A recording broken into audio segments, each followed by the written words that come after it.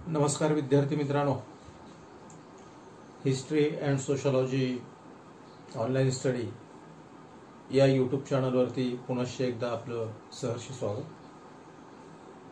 आपण 11वीच्या समाजशास्त्रामध्ये प्रकरण 3 संकल्पनेचा अभ्यासतोय आणि या संकल्पनेमध्ये आपण समाज, समुदाय या 2 संकल्पना अभ्यासल्या होत्या आणि त्यानंतरची संकल्पना आपण सामाजिक समूहाची या ठिकाणी घेतली होती.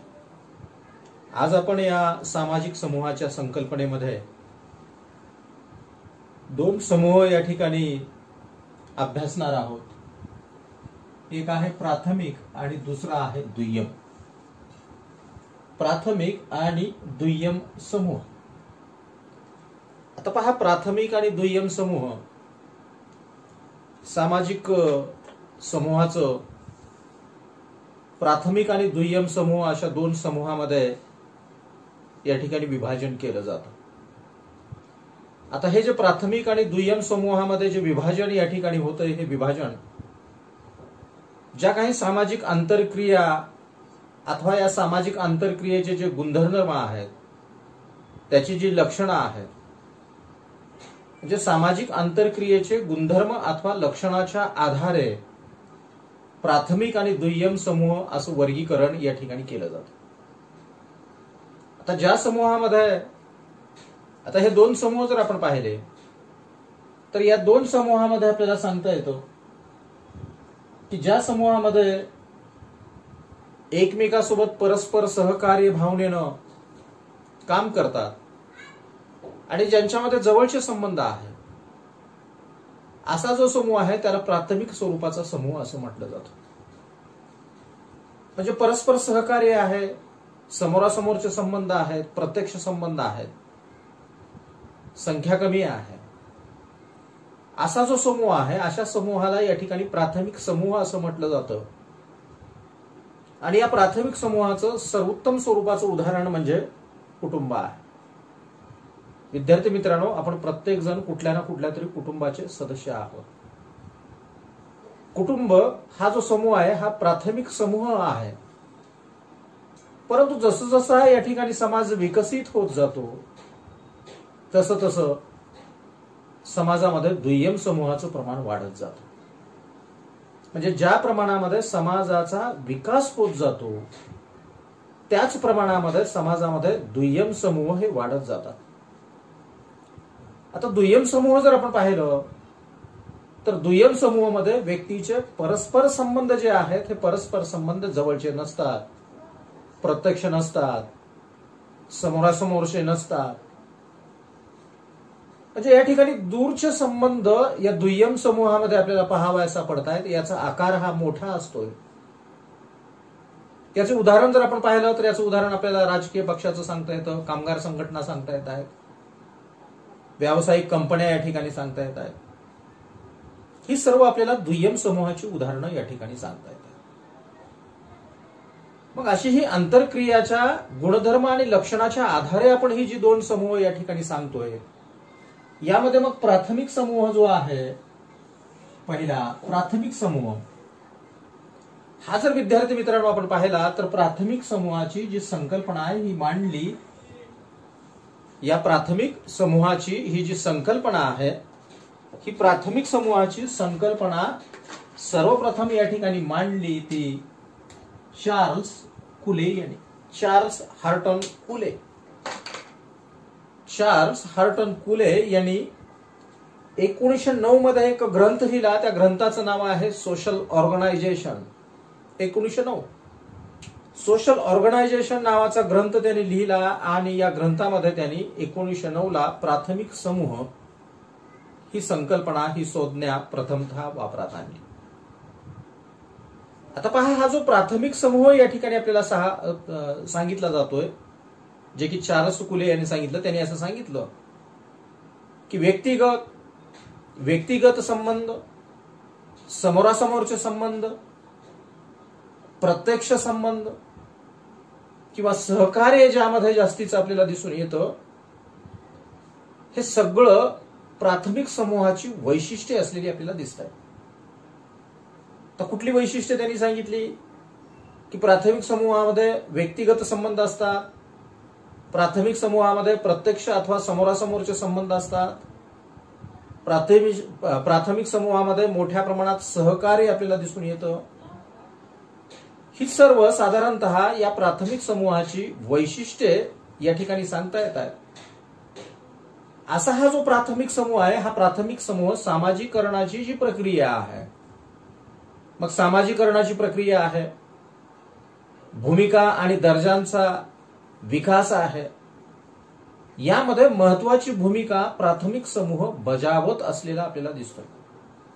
म्हणजे व्यक्तीचं होत असलेलं सामाजिकरण, व्यक्तीला मिळत असलेला दर्जा आणि या दर्जानुरूप व्यक्ती पार पाडत असलेल्या भूमिका, यासाठी आपण म्हणूया की प्राथमिक समूह महत्वाची भूमिका बजावत असलेला आपल्याला या ठिकाणी दिसतोय. आता असा हा प्राथमिक समूह जर आपण पाहिला तर प्राथमिक समूह व्यक्तीच्या दररोजच्या जीवनातील अतिशय आवश्यक घटक आहे. व्यक्तीच्या दररोजच्या जीवनातील अतिशय आवश्यक घटक आहे. आता अशा या प्राथमिक समूहाचं उदाहरण जर आपण पाहिलं तर यामध्ये उदाहरण आपण पाहतो की कुटुंब आहे, जवळचा मित्र आहे किंवा मित्रांचा गट आहे, मित्रांचा समूह आहे, शेजार पाजारी आहेत, गाव आहे. ही सगळी आपल्याला प्राथमिक समूहाची उदाहरणं या ठिकाणी सांगता येत आहेत. आणि यांच्यामध्ये काय, या प्राथमिक समूहामधील संबंध जर आपण पाहिले तर प्राथमिक समूहातील संबंध हे अनौपचारिक स्वरूपाचे संबंध असलेले आपल्याला दिसत आहेत. अनौपचारिक संबंधावर आधारित असलेला प्राथमिक समूह हा समूह आहे.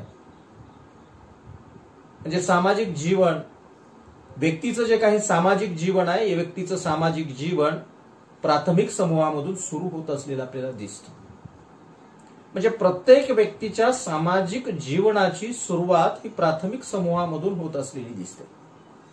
मग विद्यार्थी मित्रांनो, असा हा जो प्राथमिक समूह आहे, या प्राथमिक समूहाची मग वैशिष्ट्ये काय आहे, एक एक करून आपण या प्राथमिक समूहाची मग वैशिष्ट्ये अभ्यासूया.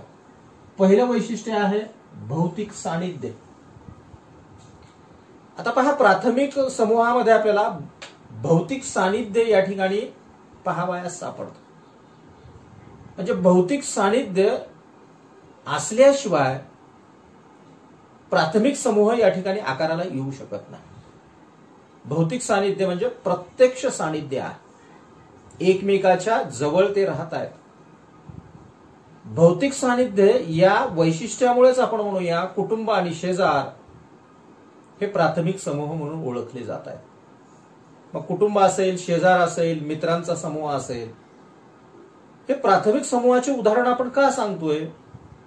कारण की यांच्यामध्ये आपल्याला भौतिक सानिध्य दिसतंय, यांच्यामध्ये आपल्याला प्रत्यक्ष संबंध दिसत आहेत, यांच्यामध्ये आपल्याला समोरासमोरचे संबंध दिसत आहेत. हे सगळं म्हणजेच भौतिक सानिध्य आहे. आणि त्यामुळेच आपण कुटुंबाला, शेजाराला, मित्रांना आपण प्राथमिक समूह असं म्हणतोय. म्हणजेच पहिलं गुणवैशिष्ट्य काय तर भौतिक सानिध्य. विद्यार्थी मित्रांनो, दुसरं गुणवैशिष्ट्य आपल्याला सांगता येतील ते आहे प्राथमिक समूहाचं लहान आकार असतो, लहान आकारमान असतं. तर पहा, प्राथमिक समूहाचा आकार लहान असणं हे आवश्यक आहे. कारण की या प्राथमिक समूहाचा आकार हा लहान असल्यामुळेच त्या प्राथमिक समूहातील सदस्यामध्ये जवळचे, आपुलकीचे, प्रत्यक्ष सानिध्याचे संबंध निर्माण होत आहेत. आकार लहान आहे, समोरासमोरचे संबंध आहेत, भौतिक सानिध्य आहे आणि त्यामुळेच यांच्यामध्ये प्रेम आहे, माया आहे, जिव्हाळा आहे, वात्सल्य आहे, एकोपा आहे, एकजिन्सीपणा आहे, एकत्व आहे. कारण की आकार लहान आहे आणि सानिध्य हे भौतिक स्वरूपाचं आहे, प्रत्यक्ष स्वरूपाचं असलेलं आपल्याला या ठिकाणी दिसून येतं. म्हणजे आकार हा लहान आहे. तिसरं आपल्याला सांगता येतं नात्यांचे शाश्वत स्वरूप. आता पहा, प्राथमिक समूहामधील नात्यामध्ये मोठ्या प्रमाणात शाश्वता असलेली आपल्याला या ठिकाणी दिसून येते. या ठिकाणच्या सदस्यामध्ये जास्तीत जास्त आपल्याला एकता असलेली दिसून येते. यांच्यामधलं नातं हे शाश्वत आहे, म्हणजे अतूट स्वरूपाचं आहे, याच्यामध्ये अतूटता आहे. उदाहरण, प्रत्येकाने आपलं कुटुंब जर पाहिलं तर कुटुंबामध्ये आपल्याला एकता दिसून येते, एकसंघता दिसून येते, आपुलकी दिसून येते, प्रेम दिसून येतं, जिव्हाळा दिसून येतो, वात्सल्य दिसून येतं आणि एकमेकाच्या नातेसंबंधामधली अतुटता आपल्याला या ठिकाणी दिसून येते. म्हणजे प्राथमिक समूहातील जे काही नाते आहेत हे नाते शाश्वत स्वरूपाचे आहेत, ते अतूट स्वरूपाचे आहेत, ते न तुटणारे आहेत, न भंगणारे असलेले आपल्याला दिसत आहेत. चौथं वैशिष्ट्य आपल्याला सांगता येतं प्रत्यक्ष संबंध. आता पहा, प्राथमिक समूहाचं हे एक मोठं गुण वैशिष्ट्य आहे की प्राथमिक समूह त्याच वेळेस आकाराला येतो ज्यावेळेस त्यांच्यामध्ये समोरासमोरचे आणि प्रत्यक्ष संबंध या ठिकाणी प्रस्थापित होत आहेत.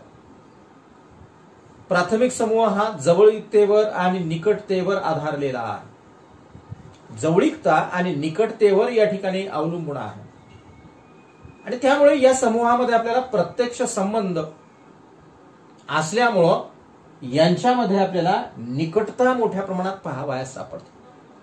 कारण की प्रत्यक्ष संबंध आहे आणि प्रत्यक्ष संबंध असल्यामुळेच यांच्यामध्ये जवळीकता मोठ्या प्रमाणात आहे, निकटता मोठ्या प्रमाणात आहे आणि त्यामुळेच प्राथमिक समूहाची स्थिरता या ठिकाणी टिकून आहे.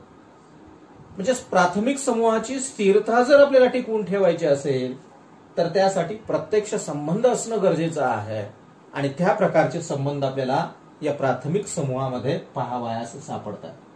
त्यानंतर पाचवं सांगता येतं समान उद्दिष्टे आणि ध्येय. आता पहा, प्राथमिक समूहामध्ये जे काही सभासद आणि जे काही समूह एकवटलेले एकसंघ झालेले आपल्याला दिसत आहेत, या सदस्यामध्ये उद्दिष्ट किंवा ध्येय हे समान असलेले आपल्याला दिसून येत आहे. उद्दिष्ट आणि ध्येयाच्या बाबतीमध्ये यांच्यामध्ये समानता असलेली दिसते आणि त्यामुळं या प्राथमिक समूहातील जे काही सभासद आहेत, जे काही सदस्य आहेत, ते एकमेकाचा आदर मोठ्या प्रमाणात करतात. एकमेकाविषयी मोठ्या प्रमाणात आपुलकी या ठिकाणी आपल्याला दिसून येते. सर्व प्रकारच्या भावना एकमेकासोबत वाटून या ठिकाणी घेतल्या जातात. फक्त या ठिकाणी सुखच वाटलं जातं अशातला भाग नाही, तर दुःखाच्या प्रसंगामध्ये सुद्धा एक वाक्यता मोठ्या प्रमाणात आपल्याला या प्राथमिक समूहामध्ये दिसून येते. प्रत्येकाने उदाहरण आपल्या कुटुंबाचं पाहिजे. म्हणजे सर्व प्रकारच्या भावना एकमेकांना या ठिकाणी वाटल्या जात आहेत, शेअर केल्या जात आहेत. म्हणजे समान उद्दिष्ट आणि समान स्वरूपाची ध्येय या प्राथमिक समूहामध्ये आपल्याला पाहावयास सापडत आहेत. त्यानंतर सहावा आहे परस्पर संबंध हेच साध्य. परस्पर संबंध हेच साध्य या ठिकाणी आहे. कारण की प्राथमिक समूहातील सदस्यामधील जे संबंध आहेत ते उद्दिष्ट साध्य करण्याचे साधन नसून, उद्दिष्ट करण्याचं ते साधन नाही, ते परस्पर संबंध हेच त्या समूहाचं साध्य आहे. उद्दिष्ट साध्य करणं हे साधन नाही, तर परस्पर संबंध हेच समूहाचं साध्य आहे. परस्परातील संबंध हेच साध्य आहे आणि त्यामुळे प्राथमिक समूहातील संबंध हे अगदी स्वाभाविक स्वरूपाचे असतात. यामध्ये बनावटपणा अजिबात नसतो, यामध्ये दिखाऊपणा अजिबात नसतो. म्हणजे यामधील संबंध हे स्वाभाविक स्वरूपाचे असतात, नॅचरल स्वरूपाचे या ठिकाणी संबंध या ठिकाणी असलेले आपल्याला दिसत आहेत. म्हणजे परस्पर संबंध हेच साध्य या ठिकाणी असलेलं दिसतं. आणि शेवटचं वैशिष्ट्य सातवं अनौपचारिक नियंत्रण. पहा, व्यक्तीच्या वर्तनावर नियंत्रण करण्याची वेळ ज्यावेळेस या प्राथमिक समूहामध्ये येते त्यावेळेस प्राथमिक समूहामधील सदस्यावरती नियंत्रण करण्यासाठी या ठिकाणी औपचारिक नियंत्रणाची आवश्यकता नाही किंवा प्राथमिक समूहामध्ये औपचारिक नियंत्रण असत नाही. तर या प्राथमिक समूहामध्ये जे काही व्यक्तीवरती वर्तनावरती नियंत्रण ठेवलं जातं हे नियंत्रण परंपरागत आणि भावनिक बंधावर आधारित आहे. परंपरागत स्वरूपाचं नियंत्रण आहे, म्हणजे अनौपचारिक स्वरूपाचं नियंत्रण आहे. भावनिक बंधावर आधारित स्वरूपाचं नियंत्रण या ठिकाणी आपल्याला या प्राथमिक समूहामध्ये पाहावयास सापडतं. म्हणजे या पद्धतीने विद्यार्थी मित्रांनो ही 7 वैशिष्ट्ये अथवा गुणधर्म आपल्याला या प्राथमिक समूहाची सांगता येत आहे. या 7 वैशिष्ट्ये आणि गुणधर्माबरोबरच या प्राथमिक समूहामध्ये आपल्याला व्यक्तिगत संबंध पाहावयास सापडतात. सहज आणि स्वयंस्फूर्त स्वरूपाचे संबंध या ठिकाणी असतात. यामध्ये आपल्याला नात्यामध्ये अतुटता आपल्याला पाहावयास सापडते किंवा यांच्यामध्ये स्थायी भाव स्वरूपाचा मोठ्या प्रमाणात पाहावयास सापडतो. या स्वरूपाची वैशिष्ट्ये सुद्धा आपल्याला या प्राथमिक स्वरूपाच्या संबंधामध्ये या ठिकाणी सांगता येत आहेत. या पद्धतीने आपल्याला हा प्राथमिक समूह आणि त्याची वैशिष्ट्ये या ठिकाणी आपल्याला सांगता येत आहेत. दुसरा भाग यामधला आहे तो आहे दुय्यम समूह. आता पहा दुय्यम समूह. आता दुय्यम समूह म्हटलं की यामध्ये औपचारिकता आली. दुय्यम समूह म्हटलं की व्यक्ती निरपेक्ष स्वरूपाचा समूह आला. औपचारिक संबंध आले, व्यक्ती निरपेक्ष स्वरूपाचे संबंध आले. व्यक्ती निरपेक्ष हा समूह आहे. दुय्यम समूह हा अगदी प्राथमिक समूहाच्या विरुद्ध असतो. जे प्राथमिक समूहामध्ये आपल्याला पाहावयास सापडतो त्याच्या विरुद्ध आपल्याला या दुय्यम समूहामध्ये पाहावयास सापडतात. म्हणजे अगदी हा प्राथमिक समूहाच्या विरोधी आहे. त्याचे गुणधर्म ही प्राथमिक समूहापेक्षा या ठिकाणी वेगळे आहे.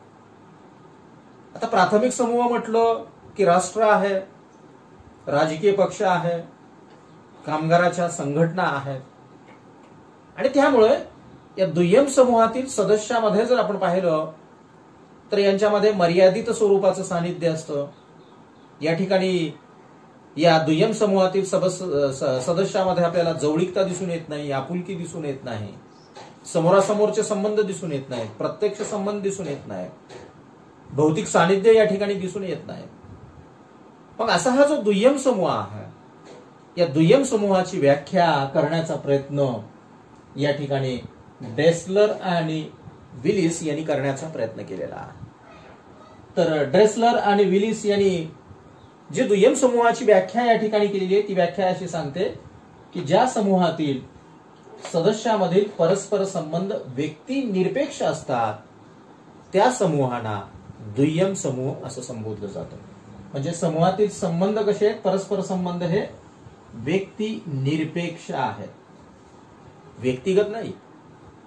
तर या ठिकाणचे संबंध हे व्यक्ती निरपेक्ष आहेत. व्यक्ती कोण आहे यापेक्षा व्यक्ती काय आहे याला महत्वाचं स्थान आहे, ज्याला की कामापुरते संबंध असं म्हटलं जातं. व्यक्ती निरपेक्ष स्वरूपाचे संबंध, व्यक्ती कोण आहे यापेक्षा व्यक्ती काय आहे, आपल्या दृष्टिकोनातून तो महत्वाचा आहे की नाही, त्या व्यक्तीकडून आपला फायदा होतोय की नाही, ज्याला की कामापुरते संबंध असं म्हटलं जातं. म्हणजे ज्या ठिकाणी परस्पर संबंध हे व्यक्ती निरपेक्ष स्वरूपाचे असतात त्या समूहाला दुय्यम समूह म्हणावं असं ड्रेसलर आणि विलिस यांनी या ठिकाणी स्पष्ट केलेलं आहे. यानंतर आपल्याला पाहावं लागेल ते दुय्यम समूहाची वैशिष्ट्ये. कुठली वैशिष्ट्ये अथवा गुणधर्म आपल्याला पाहावयास सापडतात? पहिलं गुणधर्म अथवा वैशिष्ट्य आहे मोठे आकारमान. आता पहा, प्राथमिक समूह आपण म्हटलं की आकारानं लहान असतोय, त्याच्या विरुद्ध दुय्यम समूह. दुय्यम समूहाचा आकार हा मोठा असतोय, विशाल असतोय, म्हणजे आकारानं हा मोठा असतोय. ज्यावेळेस आपण याची तुलना प्राथमिक समूहाशी करतोय त्यावेळेस प्राथमिक समूहापेक्षा दुय्यम समूहातील सदस्यत्व हे अमर्याद असतात. उदाहरण आपण एक राष्ट्र बघितलं. राष्ट्र जर आपण बघितलं तर याचे सदस्यत्व, याचे सभासत्व कमी आहे का? खूप मोठा हा समूह आहे. प्राथमिक समूहाचं उदाहरण आपण कुटुंब पाहतोय, मर्यादित सदस्य संख्या आहे. म्हणजे अमर्यादित स्वरूपाची सदस्य संख्या या दुय्यम समूहाची असल्यामुळं याचा आकार कसा आहे? अतिशय विशाल आहे, अतिशय मोठा असलेला आपल्याला दिसतो. दुसरं सांगता येतं की यामध्ये आपल्याला यांच्यामधील जे संबंध आहेत हे संबंध जर आपण पाहिले तर यामधील संबंध हे आपल्याला अप्रत्यक्ष संबंध दिसून येतात. आपण प्राथमिक समूहामध्ये पाहिलं होतं प्रत्यक्ष संबंध, परंतु दुय्यम समूह जर आपण पाहिला तर दुय्यम समूहामध्ये अप्रत्यक्ष संबंध आपल्याला दिसून येत आहे. कारण की सदस्य संख्या जास्तीची आहे, आकार मोठा आहे, विशाल आहे आणि त्यामुळे या ठिकाणचे संबंध समोरासमोरचे नसतायत, तर या ठिकाणचे संबंध हे अप्रत्यक्ष स्वरूपाचे असतात. कारण की सदस्य संख्या जास्तीची आहे, प्रत्येकाशी संपर्क या ठिकाणी होऊ शकत नाही आणि त्यामुळे संपर्क माध्यमांचा या ठिकाणी आधार घेतला जातोय. या संपर्क माध्यमामध्ये मग पत्र असेल, दूरध्वनी असेल, ईमेल असेल, व्हॉट्सअप ग्रुप असेल, मेल असेल, वर्तमानपत्र असेल, या साधनाच्या द्वारे सदस्यामध्ये संबंध प्रस्थापित करण्याचा प्रयत्न केला जातोय. म्हणजे हे जे संबंध आहेत हे संबंध प्रत्यक्ष नाहीत, तर हे संबंध अप्रत्यक्ष स्वरूपाचे आहेत.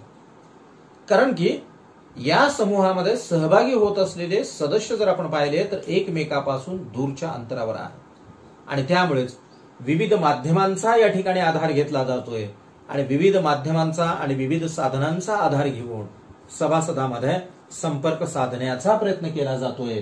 म्हणजे संबंध हे कसे आहेत, अप्रत्यक्ष स्वरूपाचे असलेले दिसत आहेत. तिसरं सांगता येतं व्यक्तिनिरपेक्ष किंवा वस्तुनिष्ठ संबंध. या ठिकाणचे संबंध जर आपण पाहिले तर व्यक्तिनिरपेक्ष आहेत, वस्तुनिष्ठ स्वरूपाचे आहेत. कारण की दुय्यम समूहामधील बऱ्याच वेळेस एकमेकांना एकमेकाची वैयक्तिक ओळख असत नाही. एकमेकांना एकमेकाची प्रत्यक्ष ओळख या ठिकाणी असत नाही. का तर आकार या ठिकाणी मोठा आहे, का तर सदस्य संख्या या ठिकाणी जास्तीची आहे आणि त्यामुळे त्यांच्यामध्ये मर्यादित स्वरूपाच्या वैयक्तिक आंतरक्रिया या ठिकाणी होत असतात आणि मर्यादित स्वरूपाच्या वैयक्तिक आंतरक्रिया होत असल्यामुळं प्रत्येक सदस्याला प्रत्येक सदस्याची या ठिकाणी ओळखच असेल अशातला भाग नाही. आणि त्यामुळेच आपण म्हणूया की या ठिकाणचे संबंध हे व्यक्तिनिरपेक्ष स्वरूपाचे आहेत. कामापुरते संबंध या ठिकाणी ठेवले जातात आणि त्यामुळे हार्टन आणि हंट यांच्या मते दुय्यम समूह हे ध्येयभिमुख आहे असं ते म्हणतात. हार्टन आणि हंट यांनी सांगितलं की दुय्यम समूह हे ध्येयाभिमुख स्वरूपाचा समूह आहे असं हार्टन आणि हंट यांनी सांगितलेलं आपल्याला दिसून येतं. त्यानंतरचं वैशिष्ट्य आपल्याला सांगता येतं चौथं, हेतू पुरस्सर स्थापना. म्हणजे दुय्यम समूहाची स्थापना ही मुद्दामहून केली जाते, हेतुपूर्वक केली जाते अथवा जाणीवपूर्वक ती केली जाते. कारण की एक विशिष्ट स्वारस्य समूह हा आहे, एक विशिष्ट स्वारस्य हा समूह आहे. कारण की दुय्यम समूहातील सदस्य ध्येय पूर्ण करण्यासाठी अथवा आपण म्हणूया की सदस्यामधील ज्या गरजा आहेत त्या भागवण्यासाठी जाणीवपूर्वक ते एकत्रित आलेले असतात. उदाहरणामध्ये राजकीय पक्ष आपण म्हटलं, ज्या काही राजकीय इच्छा आहेत, आकांक्षा आहेत त्या भागवण्यासाठी, त्या पूर्ण करण्यासाठी राजकीय पक्षामधील सदस्य एकत्रित आलेले असतात. किंवा कामगार संघटनेचं उदाहरण घ्या. कामगार संघटना ही जाणीवपूर्वक स्थापन होत आहेत, आपल्या गरज भागवण्यासाठी त्या स्थापन होत आहेत. म्हणजे त्याची सुद्धा विशिष्ट स्वरूपाची ध्येय आणि उद्दिष्ट आहेत आणि ती विशिष्ट स्वरूपाची ध्येय आणि उद्दिष्ट साध्य करण्यासाठी हेतू पुरस्सर हा दुय्यम समूह या ठिकाणी स्थापित होत असलेला आपल्याला दिसून येतोय. आणि शेवटचं वैशिष्ट्य आपल्याला सांगता येतं ते आहे औपचारिक संबंध. आता दुय्यम समूहातील सदस्यामधील परस्पर संबंध जर आपण पाहिले तर परस्पर संबंध हे औपचारिक स्वरूपाचे आहेत. या औपचारिक संबंधामध्ये आपल्याला सांगता येतं नियम आहेत, कायदे आहेत, कार्यपद्धती आहे, यावर ते अवलंबून असतात. कारण की यांच्यामधील संबंध हे दुय्यम स्वरूपाचे आहे. नियमाच्या आधारे ते प्रस्थापित झालेले असतात, कायद्याच्या आधारे ते प्रस्थापित झालेले असतात अथवा विशिष्ट कार्यपद्धतीच्या द्वारे ते नियंत्रित केले जातात. आता राजकीय पक्ष जर आपण पाहिलं तर यामध्ये सभासदाच्या संदर्भामध्ये नियमावली आहे, कायदा आहे, कार्यपद्धती आहे, त्या पक्षाची कार्यपद्धती आहे. त्या पक्षाच्या कार्यपद्धतीला अनुसरूनच प्रत्येक राजकीय पक्षाच्या सभासदानं वर्तन या ठिकाणी करणं अपेक्षित आहे. म्हणजे त्या पक्षाची निश्चित कार्यपद्धती आहे, निश्चित नियमावली आहे. म्हणजे यामधले जे संबंध आहेत हे संबंध औपचारिक स्वरूपाचे असतात. प्राथमिक समूहामध्ये आपण पाहिलं की संबंध हे अनौपचारिक स्वरूपाचे असतात, ते स्वाभाविक स्वरूपाचे असतात. परंतु तसं इथं या दुय्यम समूहामध्ये आपल्याला पाहावयास सापडत नाहीत, तर संबंध हे औपचारिक असलेले आपल्याला दिसत आहेत. तर प्राथमिक समूहामध्ये ते अनौपचारिक असतात। या पद्धतीने विद्यार्थी मित्रांनो आपल्याला प्राथमिक समूह आणि या प्राथमिक समूहाची वैशिष्ट्ये, दुय्यम समूह आणि दुय्यम समूहाची वैशिष्ट्ये या ठिकाणी स्पष्ट करता येत आहे। या ठिकाणी आपण थांबू।